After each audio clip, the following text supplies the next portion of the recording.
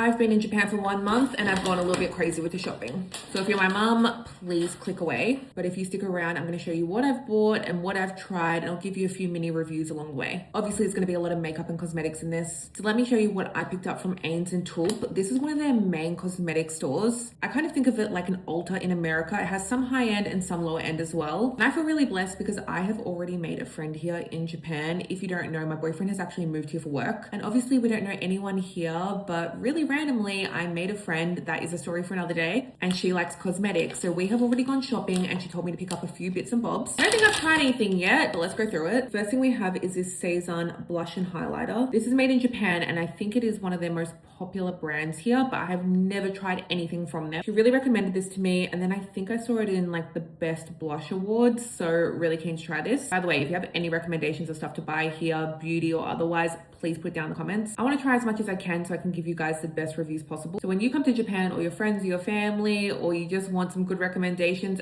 I'll be able to give that to you. Another product she recommended, I can't even pronounce this. Etusaise, it almost sounds French, but this is a loose powder. Another product from Cezanne, this is a little pencil concealer. On the back, you can see that some people use it to carve out their brows, but also, if you don't know, it is very popular in Japan to highlight this under eye bag. They believe it makes you look more youthful, and this is what this is used for. And then apparently I got an eyeliner from Cezanne as well. I absolutely love the Can Make one, which is another brand from Japan, which I'll show you a couple products I've already picked up, but I'm curious to test this against that. Now let's rapid fire go through some products. This is a very famous Clean at Zero cleansing balm. I actually have been using this because I did not bring a cleansing balm with me. Been using it for maybe 2 weeks. It does the job. It takes off your makeup. I don't think it's anything crazy special. I just filmed a haul for my TikTok and Instagram, but Maybelline released a Hello Kitty collection. If you know anything about me, I absolutely love cats. I love Hello Kitty and I love Maybelline and makeup, so I had to hunt it down. Sadly, this is only available in Asia. I know it is on Amazon Japan, so maybe you could try and get it shipped forwarded to you, but there was no way I was missing out on this. Talking about Hello Kitty, I got these heated eye masks. I wouldn't say this one's groundbreaking, but it's very cute. Another thing that I got that's Hello Kitty that I have used, this is the famous baby foot masks. It's literally an exfoliating sheet mask for your feet. I've had the worst feet here. I've had cracked heels, dryness, soreness on my feet, and I needed something to just strip it all back. So you put this on for like an hour and then you wash it off. Do not sleep with it overnight. And then 5 days later, your skin just starts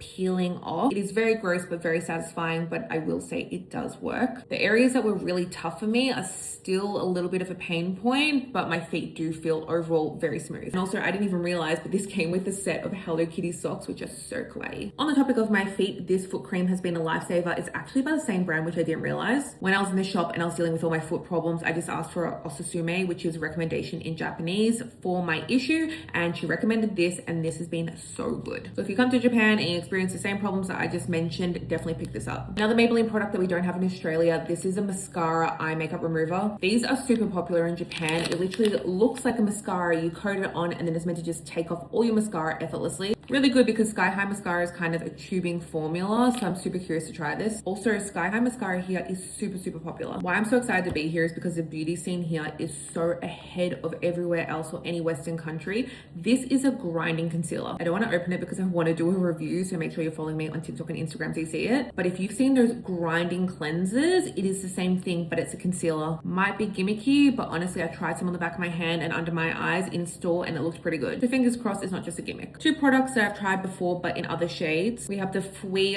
3D gloss. I have the vanilla one back in Australia, and this has been one of my most used lip glosses in 2025. I fell in love with the brand Fui when I went to Korea, and sorry, I have so many swatches, but you can just see the shine and how beautiful this shade is. This one is 70% peach, so it does have a little bit more color. If you didn't know, one of the biggest cosmetic stores in Japan do an awards every single year, and it is very prestigious here. It's very taken seriously, and this won the best lip gloss. The other product I have tried before, this is one of the lip fondues. You can literally find this anywhere. I've seen them at the Conbini, I've seen them at Don Quixote. This is everywhere, and I wanted to get this color because it was like a shimmery kind of pink. I'll do it here where I haven't swatched too much. You can see the color is quite nice. I'm not 100% sold on it though. I do have a red one back in Australia, which I think I'm preferring, but the verdict is still out. I've gotten a couple of eyeshadows, and yes, they all contain a glitter. Mark my words, I'm going to find the best glitter eyeshadow in Japan, but one of my favorites is the Can Make ones. This is like a duo glitter, which I love. They are super affordable, and I love love that you can get 2 shades. I do have a few of these back home, so they are a great choice. But then I randomly found this palette while I was just shopping, and I'd never heard of this brand, and the quality, not just of the shimmers, but the mattes is crazy. Super buttery, very easy to blend. The colors are absolutely stunning. Honestly, I just need this palette when I'm traveling and I'm set. But again, like I said, they take these at Cosme Awards very seriously, and this won the best affordable eyeshadow palette and the second best overall eyeshadow in all categories, including high-end. And there's this really beautiful glittery shade in here that I needed to try. This is by the brand By Kate, which has those famous monster lipsticks, and this was $15, so I have to give it a go. That's probably the best part about the cosmetics here. You can get super high quality stuff like $15, $20. This is by the same brand, and the lipstick I mentioned, these went super viral because they are super hydrating on the lips, but they're meant to last well. They're called Lip Monsters, and this was a limited edition Christmas one, and honestly, I just got it for that reason. I do really like it because it's usually a satin formula that just sits really well on the lips, which is my preferred formula, but I feel like I need to try a couple different shades and over a longer time to give you a proper review. Just realized I got another product from By Kate. I need to show you this mascara, and this was recommended to me by Ayu, who is my Japanese friend. Look at the wand, and a lot of wands in Japan are like this. They barely have any bristles. It's like a little comb. I filmed a review for this, and it is just not like Western mascaras. I feel like you can't compare to a Western mascara because it's just so different, which kind of makes sense because I feel like Asians do have different eyelashes. They do have shorter, more coarse hair, so it's not really what I'm used to, but it did make my eyelashes look really like fluffy and almost doll-like, not too dramatic. So if you are looking for something super voluminous and super drama, these aren't for you. But if you want a mascara that really truly does get every hair and does not look clumpy or too much, Japanese mascaras are the way, and I have enjoyed this so far. Especially this is great on the lower lashes. A brand that you would recognize, but I don't think we're getting this in Australia. This is the Laneige lip glosses, and both of them are shimmery. We have a shimmery pink and a shimmery white. Honestly, the 2000s called, and I am so happy about it. Another popular product I've been trying out, this is the I'm multi-stick jewel. Obviously it's dual sided. You have a contour and a highlight, and if you're sick of your makeup looking orange, you need to come to Japan because they are terrified of looking orange, especially on the cheeks. They definitely have warm tone blushes, but in terms of bronzers, I actually don't even know if I've seen a bronzer. It's pretty much all contour products. This is actually in their new neutral tone, and you can just see how beautiful that highlighter is. It's definitely a beautiful formula. I'm just not sure if it's going to overtake the things that I can already buy in Australia. This is by At Honey, which has super famous shampoos and conditioners here in Japan, and this is one of those sticks that slicks down your hair. But if you can see in the little photo, this is so different to anything we have in Australia because when I took it out, the wand was around this big.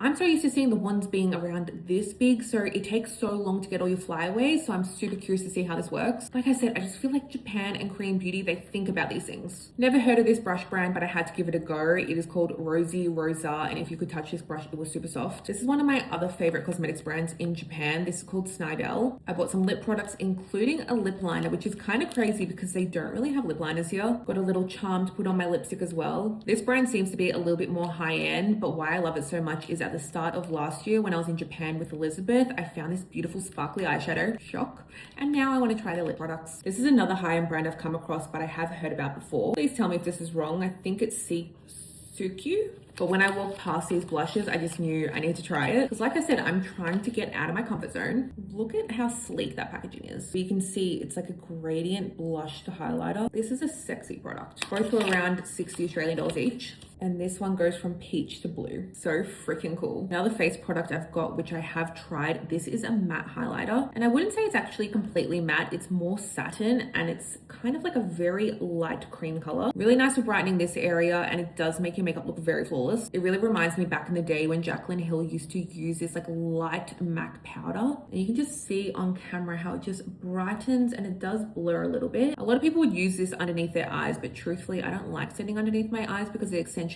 any fine lines. But even just there, or the centers of your face, just to give some nice definition without shimmer, I'm really enjoying it. And this brand was Cipi. I actually haven't bought that much skincare yet, so if you have any recommendations, let me know. But I got this cleanser because it was around $5, a cream cleanser, which sounded very up my alley. And then this one, the best sheet masks. Like I said, whenever I see this little at Cosme award, I'm instantly sold. It's an anti-aging mask with hyaluronic acid, collagen, and some other ingredients you can see there. I'm ready for my skincare glow up here. I've definitely been not treating my skin well, especially because it is so freezing cold outside. So I am ready for these to transform my face. Next up, I actually bought a hairdryer, and that is simply because your Australian hairdryers will not work here. Simply because the voltage in Australia is around 240 and the voltage here is 100. So unless you want your hairdryer to blow up, do not do that. You don't need to buy a hairdryer if you're here just for like a couple of weeks, because I'm sure your Airbnb or your hotel will have it. But seeing as we are renting, we didn't have one, so I needed to get one. And again, this is one of the most popular hairdryers here. I believe it was around 250 Australian dollars. And the best part and the coolest part is that you can actually change the voltage of this. So even when I leave Japan, I can use this in Australia. I can also use this in the US. I can use this all across the world, making it a great investment. I have obviously tried it a couple of times and it is very different to the hairdryers we have back at home.